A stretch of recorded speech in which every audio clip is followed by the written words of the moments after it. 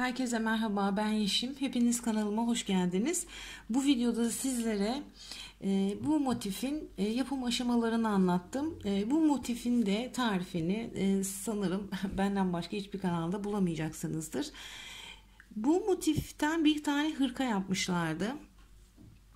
Bir tane yabancı bir hanımefendi yapmıştı ve gerçekten çok beğenmiştim onun hırkasını. Ve daha sonra bir tane Japon sitesinde, o sitenin adresini de açıklamalara yazacağım. Oradan bulabilirsiniz. Buradaki motifin şemasını gördüm.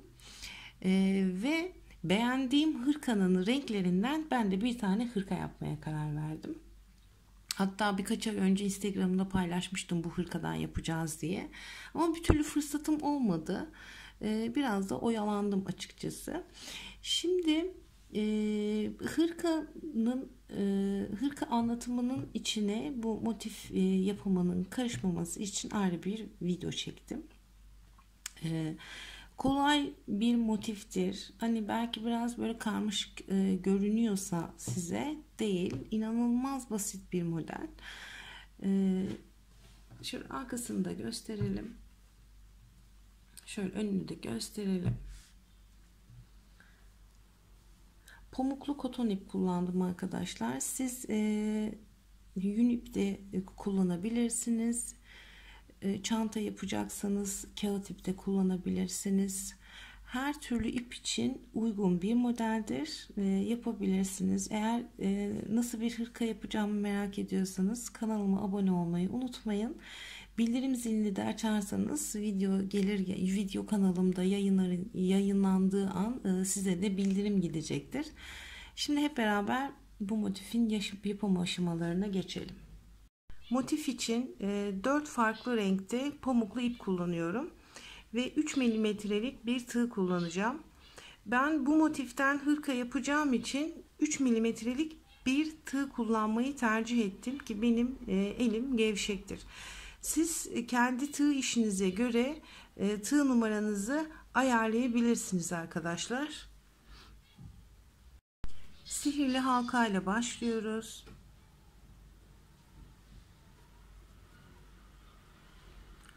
1, 2, 3 zincirle yükseldim. İpimi doladım.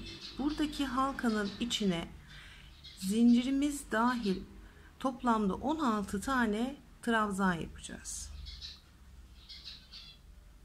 1, 2, 3, 4, 5,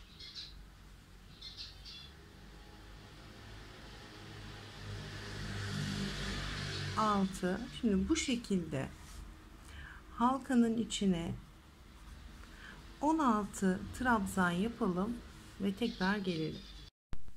16 trabzandan sonra ilk çekmiş olduğum zincirin en başındaki ilmekten tığımı geçirdim. İpimi buradan çektim. Kaydırma yapıyorum. Bir zincir,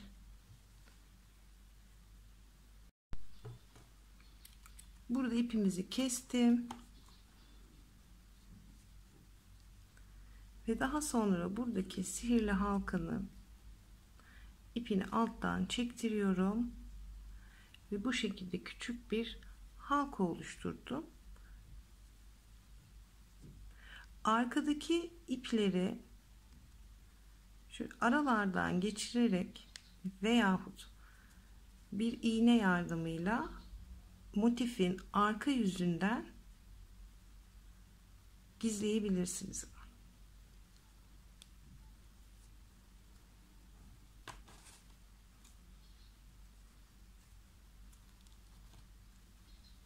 Son kopardığım ipim kalacak.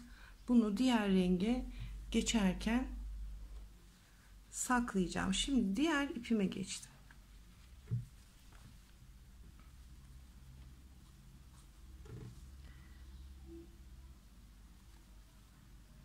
Buradaki sık iğne sırasını yapacağız şimdi arkadaşlar. İkinci sırada bütün ilmeklere 2 tane sık iğne yaparak devam edeceğiz. Herhangi bir ilmekten tığımı geçirdim. İpimi çekiyorum. Bir zincirle sabitledim. Ve tığımı sabitlediğim ilmekten aynı yerden, bunu da gizleyerek devam edelim. Bir sık iğne, tekrar aynı ilmeğe ikinci sık iğne yapıyorum. Yanından devam ediyorum. Tekrar 2. Yanından 2. Hemen yanından devam ediyorum. Bütün ilmeklere 2 tane.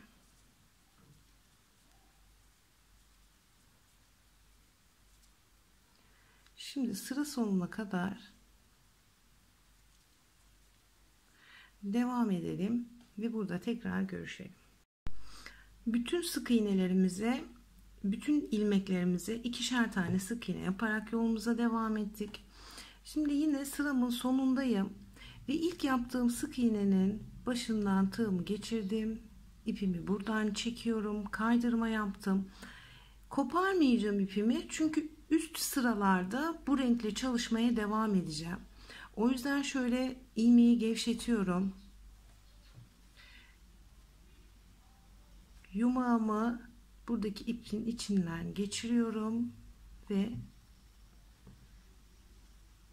buraya bir tane düğüm atıyorum.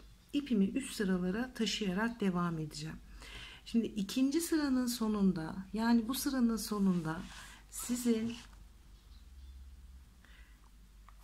32 tane sık iğneye ulaşmış olmanız gerekiyor arkadaşlar. Şimdi mavi rengimle devam edeceğim.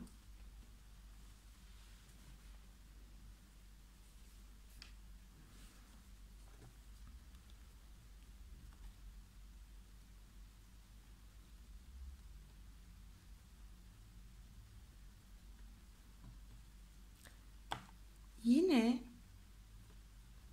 istediğiniz ilmekten başlayabilirsiniz. Diğer rengime geçiş yapacağım.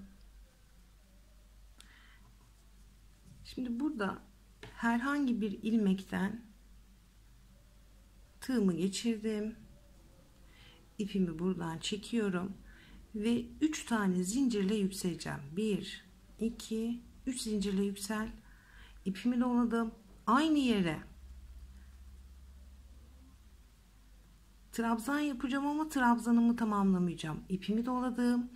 Tığımdan sadece 2 tane ilmek çıkardım. Ve tekrar tığımda 2 tane ilmek kaldı. Tekrar ipimi doladım. Aynı yere tekrar ipimi çektim. Ve yine tığımdan 2 tane ilmek çıkardım. 3 tane ilmeğim kaldı ve bunların hepsini beraber kapattım. Araya 1, 2, 3 tane zincir çekiyorum. İpimi doladım. Bir tane ilmek atlıyorum. Hemen yanındakine tekrar tığımı geçirdim. Tığımdan 2 ilmek çıkardım. İpimi doladım. Aynı yere tekrar 2 ilmek çıkardım. İpimi doladım.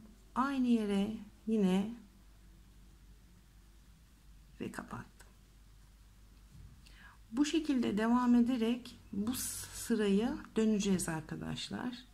1, 2, 3 zincir araya ipimi doladım. Bir tane ilmek atla, hemen yanındakinden tığımı geçirdim. 1, aynı yere, 2, aynı yere, 3 ve hepsini beraber kapattım. Bu şekilde sırayı kapatacağız. Şimdi burada söylemek istediğim bir şey var. Aralara çektiğim zincir sayıları sizin tığ işinizi nasıl yaptığınıza bağlı olarak değişecektir arkadaşlar. Şimdi ben bunun kalıbına göre yaptığımda motif çok fazla büyük olduğu için ve buradaki ara boşlukları daha fazla delikli olduğu için benim elim gevşektir. Gevşek yaparım. Çok fazla buralarda delik olduğu için ben aralardaki zincir sayısını aşağıya çektim. Yani azalttım. Siz de kendi elinizin ayarına göre lütfen aralardaki zincir sayısını değiştirin. Benim verdiğim bu aralardaki sadece şu aralara çektiğimiz zincir sayısından bahsediyorum. Bu sıradan ve diğer sıralara kadar devam edecek bu. Aralara çektiğimiz zincir sayısı benim verdiğim sayılara göre yaptığınız zaman kasma yaşıyorsanız, ki eliniz sıkıysa kasma yaşayacaksınızdır. Ya da yaşamayabilirsiniz. Kasma yaşıyorsanız mesela ben 3 zincir çektiysem siz 4 zincir de araya çekebilirsiniz. Onu kendiniz lütfen ayarlayın. Çünkü ben bu motiflerden bir tane hırka yapacağım. O da yakın zamanda kanalımda olacaktır. Hem motif daha büyük oldu, hem aralarındaki delikler çok fazla büyük olduğu için ben sayıları değiştirdim. Siz de lütfen kasma yaşıyorsanız zincir sayılarında yukarı çıkış yapabilirsiniz. Şimdi buna tekrar geri dönelim. Araya 3 zincir ipimi doladım. Tekrar bir ilmek atladım. Yanındaki ilmekten devam ediyorum. 1. Aynı yere tekrar 2. Aynı yere tekrar 3 ve hepsini beraber kapattım. Sırayı devam edelim. Sıranın sonuna kadar geldim. 1, 2, 3 zincirle yükseldim. Burada 3 tane üçlü grup trabzan yapmıştık ve bunu trabzan grubunun en başındaki ilmekten tığ geçirdim ve kaydırma yaptım. Aynı renk ipimle yoluma devam edeceğim.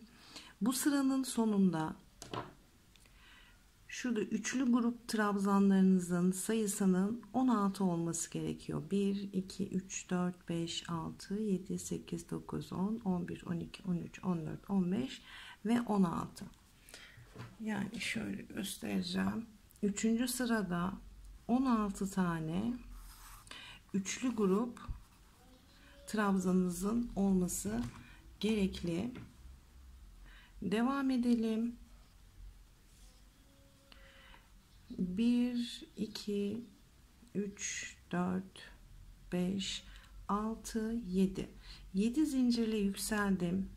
Ve burada üçlü grup trabzanımın en başındaki ilmekten tığımı geçiriyorum ve sık iğne ile buraya bağladım. 1, 2, 3, 4, 5, 6, 7 zincir. Buraya sık iğne ile bağlıyorum.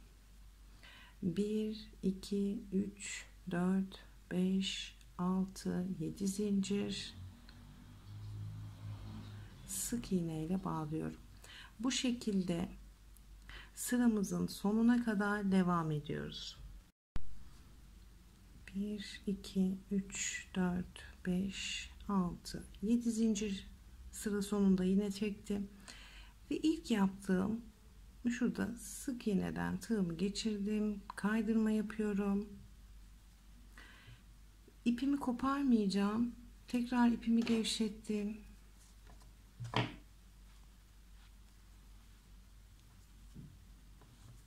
Üç sıralarda yine bu renkle çalışmaya devam edeceğiz.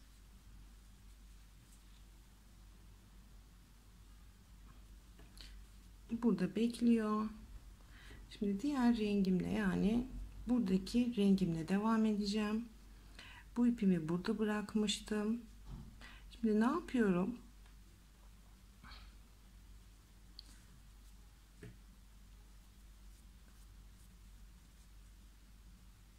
Şuradaki 7 zincirlik alanı değil, şuradaki bir alt sırada 3 zincirlik çektiğimiz aralardan örmeye devam edeceğim.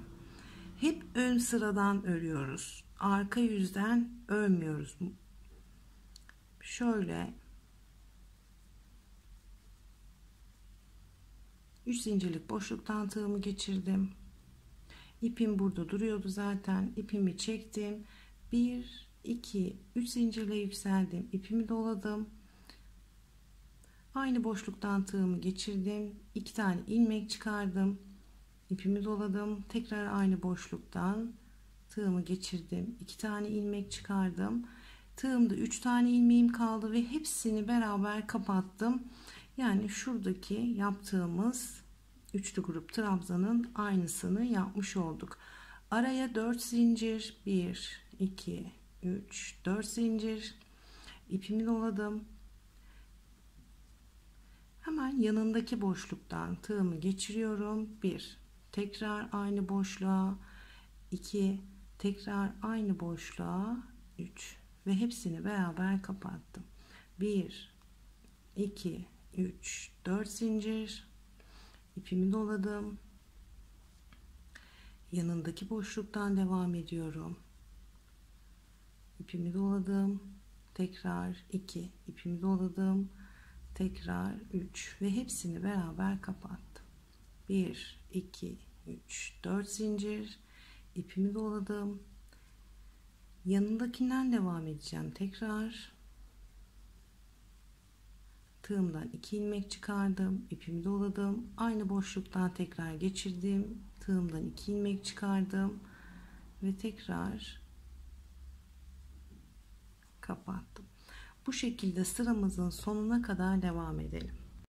Sıramızın sonuna kadar trabzanlarımızı yaparak geldik. Şimdi 1 2 3 4 zincir tekrar çekiyorum oraya ve burada ilk yapmış olduğum üçlü grup trabzanın en başındaki ilmekten tığımı geçirdim, ipimi buradan çektim, bir zincir çekiyorum ve artık benim bu renkli işim kalmadığı için ipimi burada kopardım. Hep arkada yapmış olduğumuz 3 tane zincirlik alana trabzanlarımızı çalıştığımız için burada 7 tane zincir çektiğimiz, bakın trabzanlarım, zincir çektiğimiz alanımız ön tarafta kalacak arkadaşlar. Bu şekilde.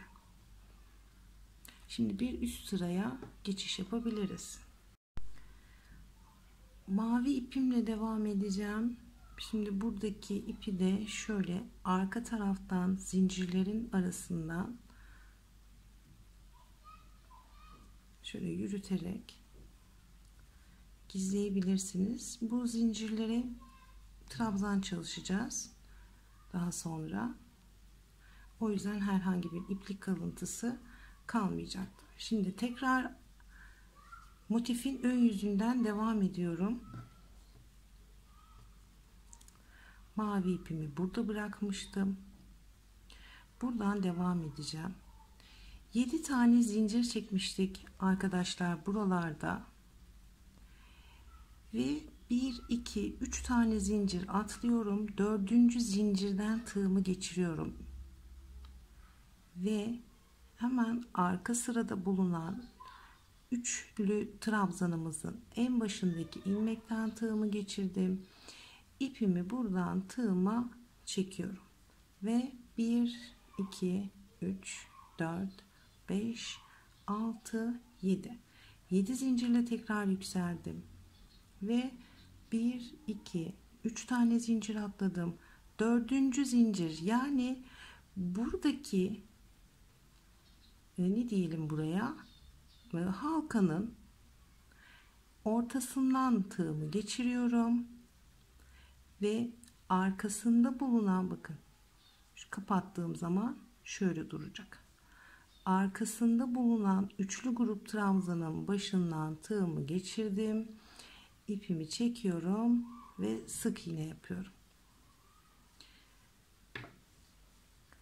Burada 7 zincir çektiğimiz halkanın arkasında zaten üçlü grup trabzan olacağı için ekstra bir çaba sarf etmenize gerek yok arkadaşlar. Tekrar 1 2 3 4 5 6 7 zincirle tekrar yükseldim. Buradaki halkanın ortasından tığımı geçirdim.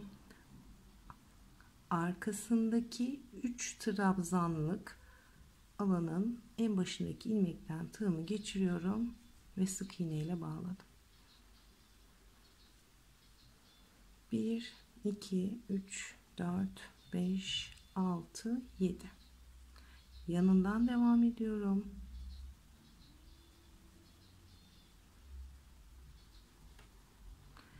1 2 3 4 5 6 7 zincir. Yanından devam ediyorum.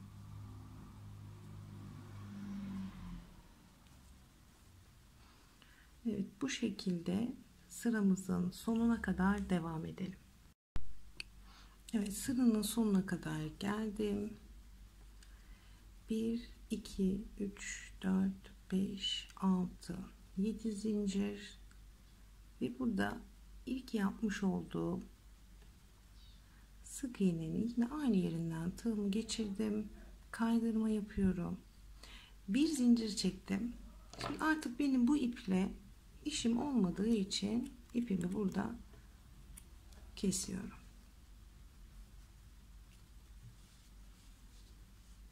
ve yine buradaki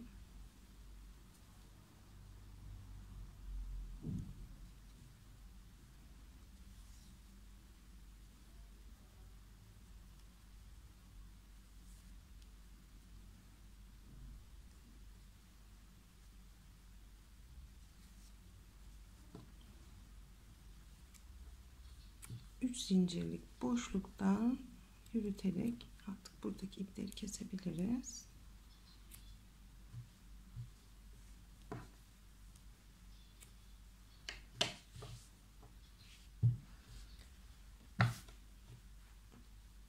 Diğer rengimle devam edeceğim.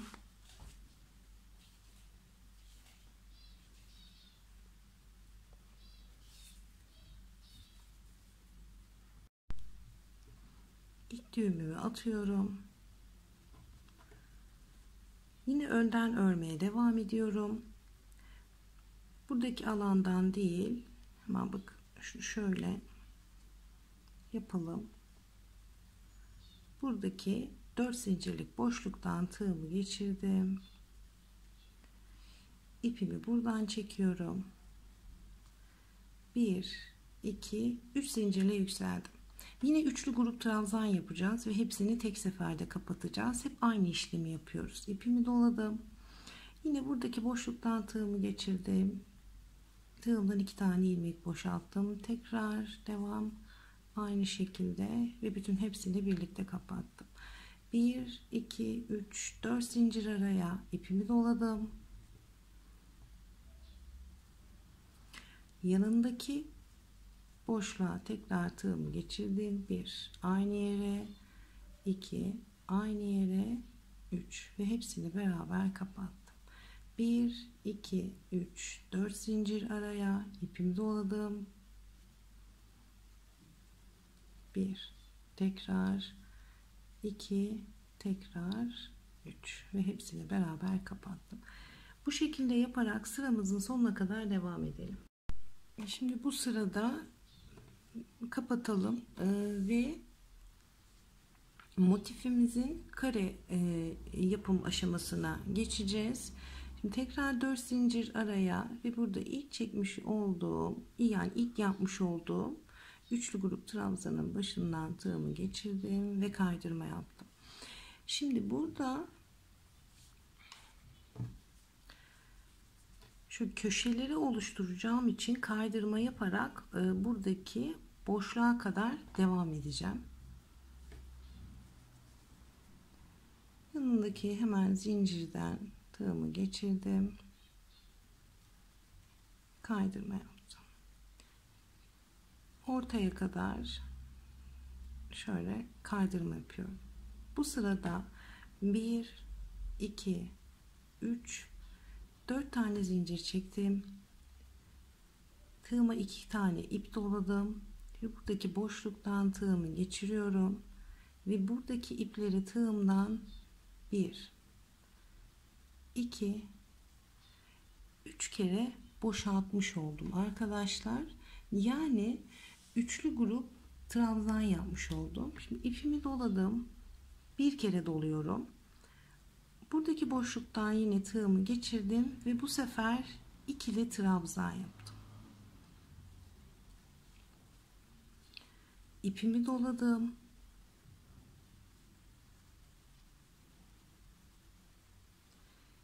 Bir, iki, üç, dördüncü zincirimden tığımı geçiriyorum ve hemen arkadaki 3 zincirlik, arkadaki 3 tane trabzanın başından tığımı geçirdim. İpimi buradan çektim ve bir tane tekli trabzan yaptım. Yani çakma sık iğne de deniliyor buna. Ve şimdi buradaki boşluğa geldim. Buradaki boşluğa 4 tane sık iğne yapacağız arkadaşlar. 1 2 3 ve 4. Bakın tekrar buradaki zincir alanına geldim. Çünkü burada çekmiş olduğumuz, şöyle gösterelim. Şuradan göstereyim. Buradaki zincirleri, buradaki pembe alanı örerken arkadaki şuradaki trabzan grubuna bağlamamız gerekiyor. Onu yaparken unutmayalım. Ve yine 1 2 3 dördüncü zincirinden tığımı geçirdim ve hemen arkadaki trabzan grubunun başından geçiriyorum ve bir tane sık iğne.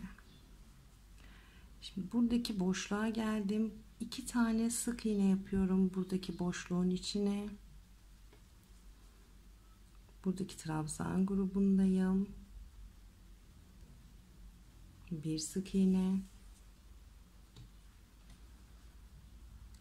Ve buradaki boşluğun içine 4. 1 2 3 4. 4 tane sık iğne yaptıktan sonra şimdi benim buradaki gibi, burada yarım köşe yaptım. Burada tam köşe yapacağım. Tam köşe yapıyorum. İpimi doladım. İpimi doluyorum çünkü köşe yapacağım buraya. Ve yine 1 2 3 dördüncü zincirinden tığımı geçirdim. Yine arkasındaki ilmekten tığımı geçiriyorum ve buraya tekli trabzan. İpimi doladım. Buradaki boşluğa geldim ve buraya bir tane ikili trabzan. İpimi doladım. 2 kez doluyorum tığıma. Boşluğa geldim. 1 2 3 kere de tığımdan boşalttım. 2 kez doladım. Tekrar boşluktan tığımı geçiriyorum ve yine 1 2 3 2 zincir, 2 kere doladım. Tekrar boşluktayım. 2 kere doladım. Yine aynı boşluğun içine. İpimi doladım. Boşluktan geçiriyorum.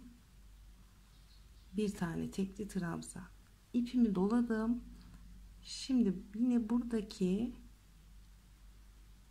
zincirimin ortasından tığımı geçirdim ve tekrar buraya ipimi buradan çekiyorum ve buraya bir tane tekli trabzan yaptım. Şimdi burada hem köşe oluşturarak gideceğiz hem de bunu motifimizi kare olarak yapacağız. Şimdi köşemizi yaparken buradaki boşluğa 2 tane üçlü trabzan, sıradan gidelim. Bir tane tekli trabzan, bir tane ikili trabzan, 2 tane üçlü trabzan, araya 2 zincir, 2 tane üçlü trabzan, bir tane tekli trabzan ve buradaki zincirimizi de arkaya bağlayacağımız zaman buraya da bir tane tekli trabzan yapacağız arkadaşlar. Sadece şurada ipimizi arkaya bağlarken, yani mavi zinciri arkaya bağlarken sadece köşenin sağında ve solunda buralarda tekli trabzan yapıyoruz. Diğer alanlarda şimdi tekrar göstereceğim. Buralarda sadece sık iğne ile bağlayacağız zincirlerimizi. Ona dikkat edelim. Şimdi buradaki boşluğa köşemi yaptım. Köşeden sonraki ilk boşluğa 4 tane sık iğne ile başlıyorum.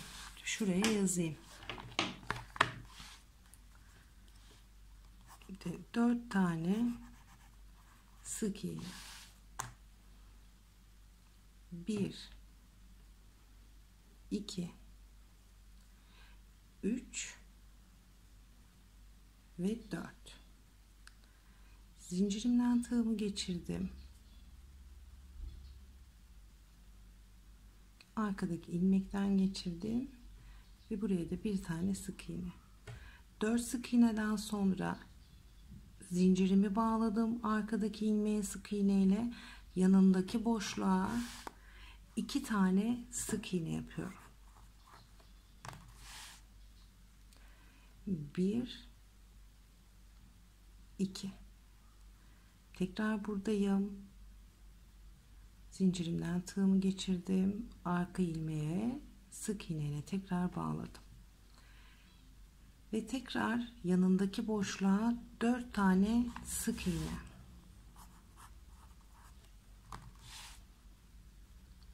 1 2 3 ve 4. Şimdi benim burada köşe yapacağım için, buradaki köşeyi buraya da yapacağım için ipimi doladım ve tığımı buradan geçirdim.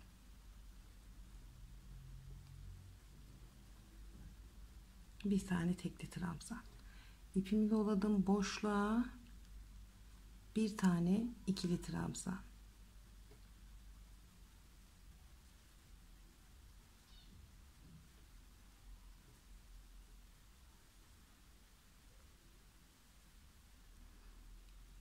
Bir tekli trabzan, bir ikili trabzan, iki tane üçlü trabzandan sonra 2 zincir, ipimi tekrar doluyorum ve aynı boşluğun içine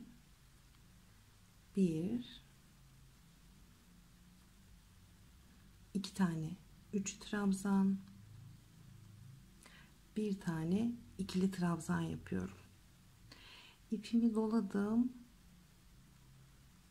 ve buradaki zincirden tığımı geçiriyorum. Arkadaki, nasıl gösterelim, şöyle üçlü grup trabzanın başından batıyorum ve bir tane tekli trabzan. Şimdi başa döndüm. 4 tane sık iğne. 1 2 3 4.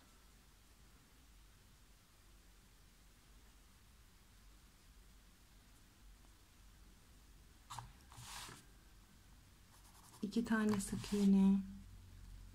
1 2.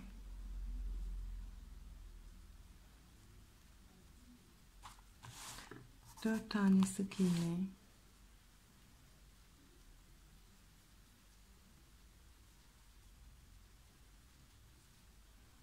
Şimdi buraya köşe yapacağım.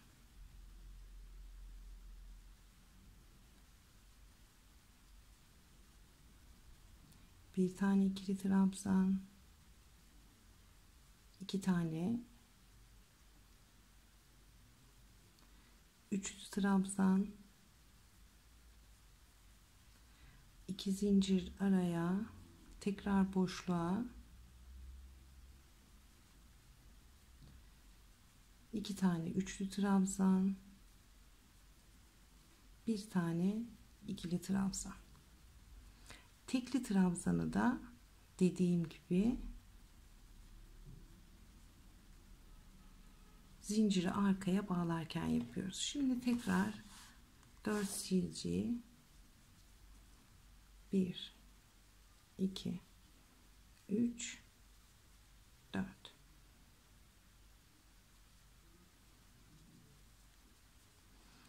İki sık iğne,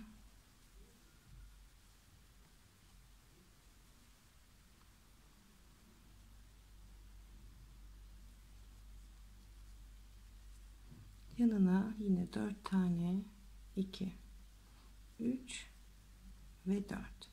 Bakın burada başlangıçta köşeyi yarım yaparak devam etmiştik. Şimdi buradaki köşeyi tamamlayacağız. İpimi doladım.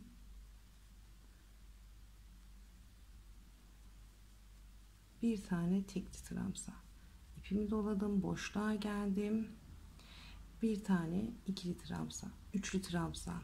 Tekrar aynı yere bir tane tekli trabzan yaptım, ipimi doladım, boşluğa bir tane ikili trabzan. 2 kere doladım, tekrar boşluğa bir tane üçlü. 2 kere doladım, tekrar boşluğa bir tane üçlü trabzan. 2 zincir araya ve burada ilk çekmiş olduğum zincirin başından tığımı geçiriyorum. İpimi buradan çektim ve bu sırayı da bu şekilde kapatmış oldum.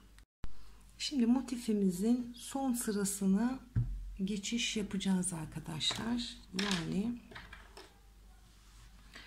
buradaki son tekli trabzan sırasına geçmiş olduk. Bu sırayı yaptıktan sonra motifimiz bitecek arkadaşlar. Bu sırada şöyle ilmeğimi tuttuğum motifimi tuttuğum zaman her iki köşenin arasında 1, 2, 3, 4, 5, 6, 7, 8, 9, 10, 11, 12, 13, 14, 15, 16, 17, 18, 19. Bu sıranın sonunda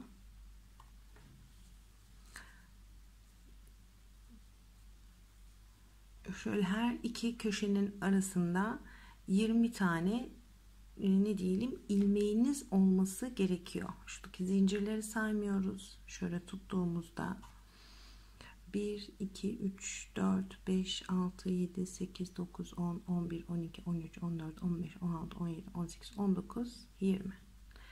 20 tane ilmeğe ulaşmış olmanız gerekiyor arkadaşlar. Şimdi son sıramıza geçelim.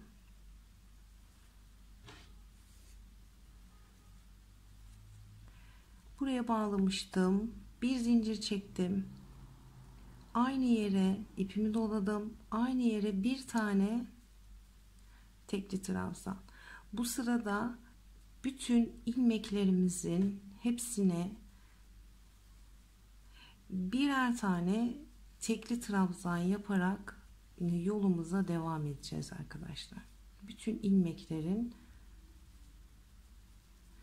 tekli trabzan, yani çakma sık iğne, ipimi doladım, ilmekten geçirdim ve hepsini aynı anda kapattım.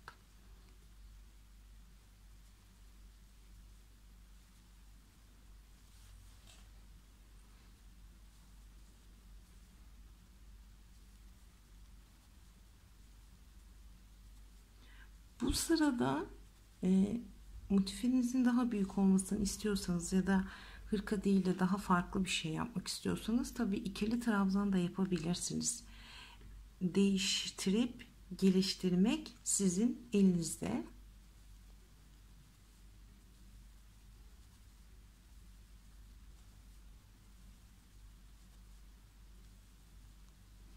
Evet, buradaki köşe boşluğuna kadar sık iğne, çakma sık iğne tekli trabzanlarımı yaparak geldim.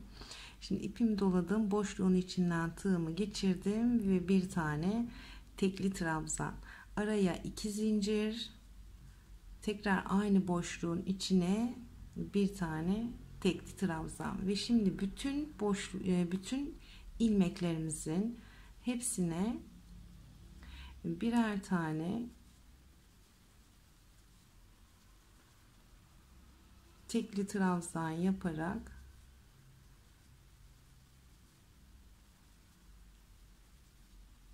motifimizi bitirmiş olacağız arkadaşlar.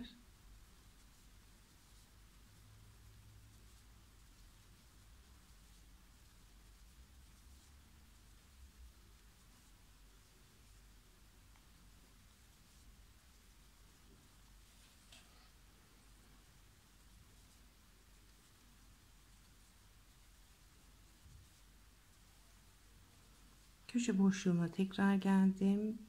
Bir tane 2 zincir, aynı yuvaya tekrar bir tane. Şimdi bu şekilde sıramızı kapatalım. Sonuna kadar sık iğnelerimizi yaparak geldik.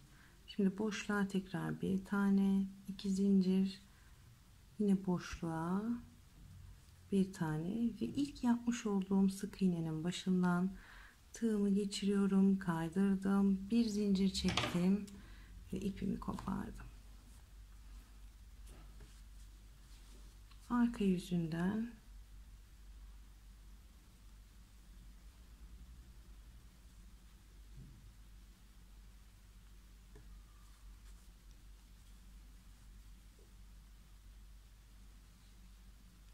eğer motifinizi yaptıktan sonra gerekiyorsa 3 yapabilirsiniz. Arkadan yapın ütünüzü.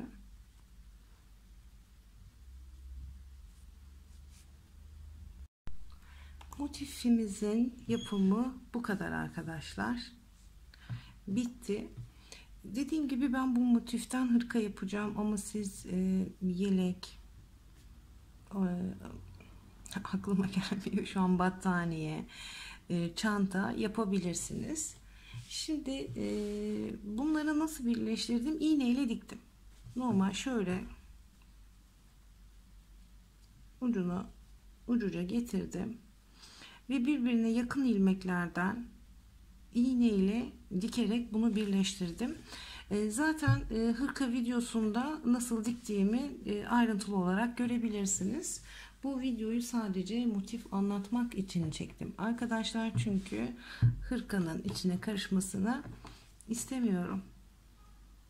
Çok güzel bir model. Şimdi arkaya dönelim. Şuradaki fazla iplerimizi de keselim buradan.